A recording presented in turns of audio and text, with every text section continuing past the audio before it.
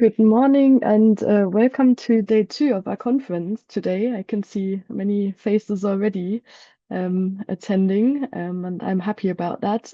This is day two of our conference, the WWP annual conference on digital power, real harm, addressing gender-based violence in the tech era.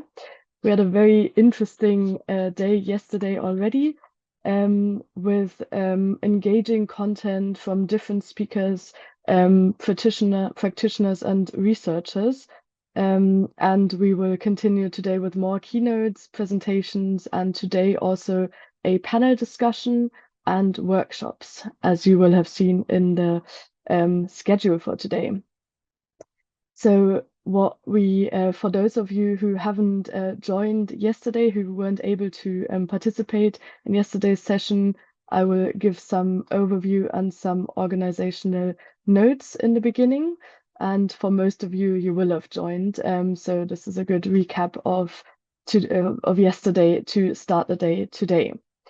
So yesterday we heard from different researchers and practitioners about different forms of tech-facilitated violence, how to categorize tech abuse, an overview of what the situation is in terms of gender-based violence in online spaces, and also possibilities in the afternoon of online work with perpetrators. We heard from different experts in this field, and it's a new and emerging field, so many ideas and discussions were brought up. For those of you who joined the social networking part, we also had some participants share what they are excited about today, and you could really feel that there was a lot of interest for the day that is to come. Today, we will focus on online misogyny and radicalization, looking at the manosphere and healthy alternatives.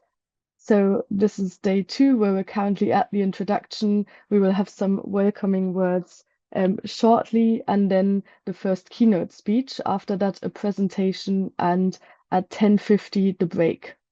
After the break, we will directly start with a panel discussion.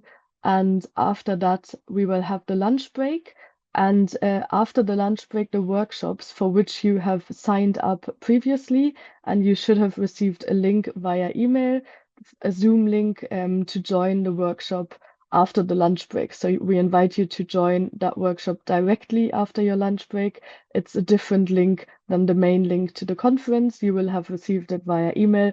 If you did not receive a link to a workshop and have signed up for a workshop, this is your chance to contact us via email and sort that out. So we will also share the email address again in the chat that you can contact us via, but you should have already received that link for everyone. So that is the plan for today. Let me, before we dive into these interesting topics, let me share some organizational notes. First of all, a content note regarding the topics that we will be talking about. I know that we are all professionals in the field and dealing with these topics on a daily basis. Nevertheless, it's important to mention that there will be lived experiences shared, that we will talk about topics of violence, and that it is important to take care of yourself and everything that you might need. If you need to take a break, please do so. And if there's anything coming up, please also contact us via email for support. We also have a feedback form. Please only fill that out once. So if you accidentally already filled that out yesterday, just don't fill it out again today. Otherwise, we want to ask you to remember to fill it in at the end of day two, at the end of today. So the feedback form, we will share the link, and please don't forget to fill it out. Feedback is always very important to continue the work.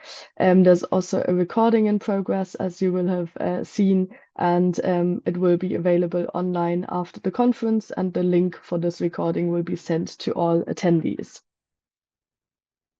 Again, the chat is your space to ask questions, to engage. I can already see a lot of activity in the chat from different people giving a short introduction of themselves, writing where they are joining from. So we're seeing many different locations. Please do use the chat. We will be monitoring it, and any questions that come up for any of the keynote speakers or any of the presentations, pop them in the chat, so we can, if we have time, try to answer those questions. So as a first step for today, we have the welcoming words from Alessandra Paunsch, who is the Executive Director of WWP, and we're happy to hear the welcome words from you, Alessandra. Thank you, Cordelia, and welcome everybody. Good morning. We're very excited to be back on our day 2 of Digital Power or Real Harm. I just want to share some reflections, some ideas that I was thinking about related to yesterday and today. But before I do that, I do have a request for all members, and that is to please register for the AGM.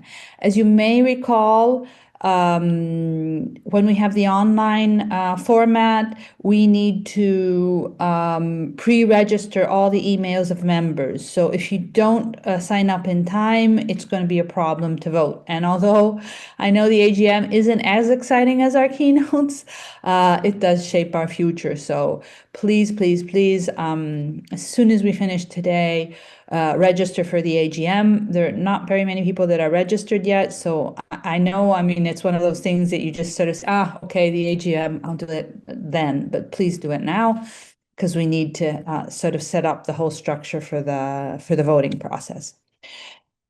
So back to digital power, real harm. We started with the definitions, as Cordelia was saying, and I think that this is really important because I think we need to think about how important it is for us to be able to see an issue. We have to be able to name it and to know what is happening, especially in a field like digital violence, where we are struggling to understand how something that happens virtually has a very, very concrete and real impact in everyday life, in our physical life. So I think that the clarification around how we talk about it, what we mean and what we talk is really important. I think that it's also really important to highlight again that technology is not the problem, abuse is. And I think that this was repeated and brought home several times.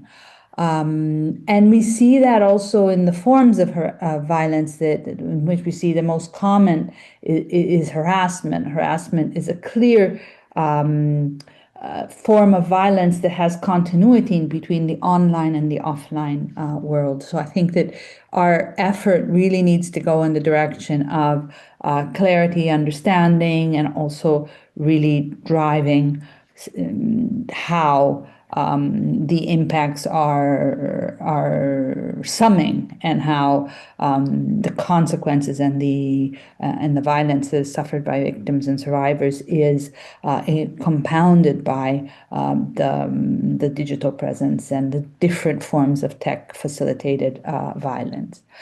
There is another very concerning aspect, is that as we have a sort of an ongoing discussion and different aspects on research that investigate, is violence against women really increasing or is it not increasing? We don't exactly know. We only have research around the prevalence of violence of the past 30, 40 years. So it's hard to compare. But in the digital sphere, we know that it is increasing. And this is a really concerning aspect because we know how important technology is and is becoming always increasingly.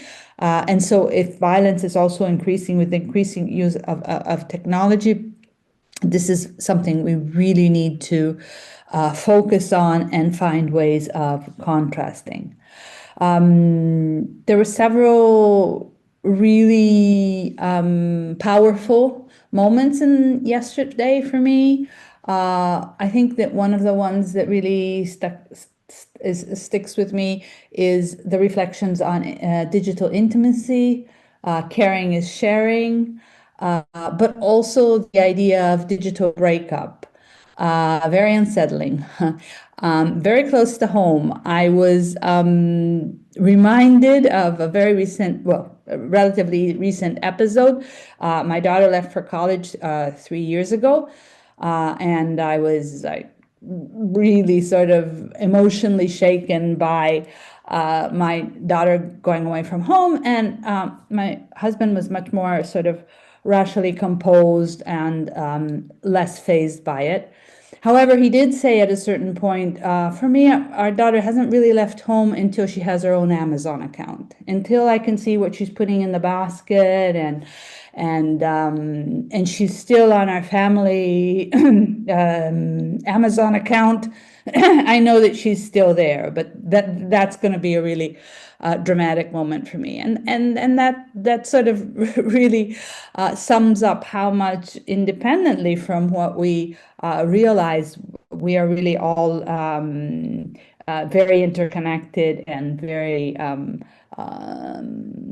close to the issues that we were discussing, and that we will need to become better and better at dealing with our perpetrator programs. There's also the whole area of working with perpetrators online. I think that the mapping that Berta and Nora were highlighting is a milestone, really important, together with the work of Nicole Westmarlander. I think we have now kind of a clear idea of what direction we need to go in to understand further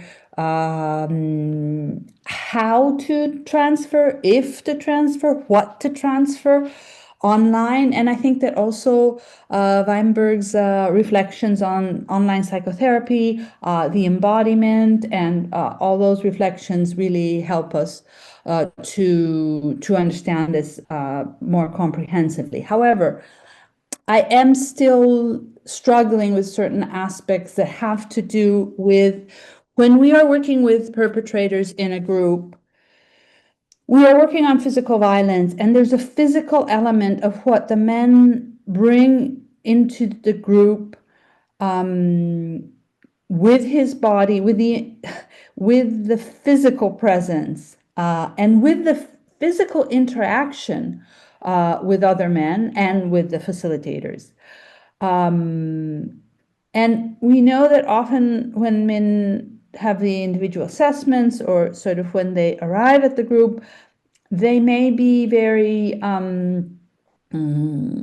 good at presenting themselves in sort of a very positive way. But we also know that through the personal interactions in the group, through the personal interactions with the facilitators, often this the way they hold their body and how they react, and the tone of their voices and the expression that is partly verbal, so that would be something that we would probably see online, but there's the element of what is activated within the physical interaction with other people that I just continue to wonder how we can have the same level of information around that, as well as information that comes very much from the physical world. And I have thought there have been times in groups when the men have been a little bit more agitated, moving their hands, sometimes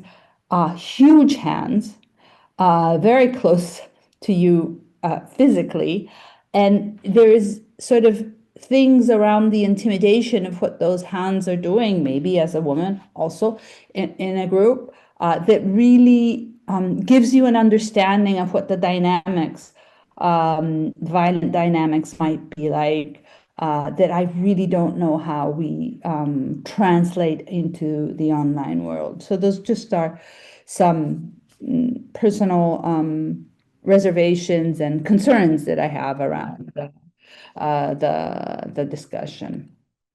Now, onward. I think that yesterday gave us urgency, insight, and uncomfortable questions. And I think today we turn to awareness into action. I think we are moving towards understanding the online misogyny, youth, and aspects around education and prevention, the effects, but also how we can work on pornography and prevention, also good practices around collaboration with women's support services and groups working with boys, panel discussions around shaping healthy narratives beyond the manosphere. So we are, on the one hand, sort of looking at an area of harm that we know is sort of also really concerning, but we're also looking on how do we work towards change.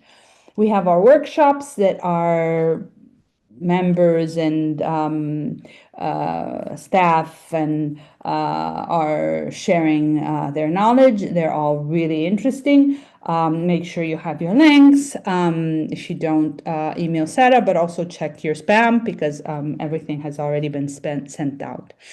And then we have a last feedback session about our shared direction going forwards. So I think if yesterday was about recognizing harm and its complexity, today is about imagining and building healthier digital spaces, healthier masculinities, stronger interventions. And I think we can do that because we're here, we're together, and we're a strong network. Thank you very much, and have a great second day of the conference.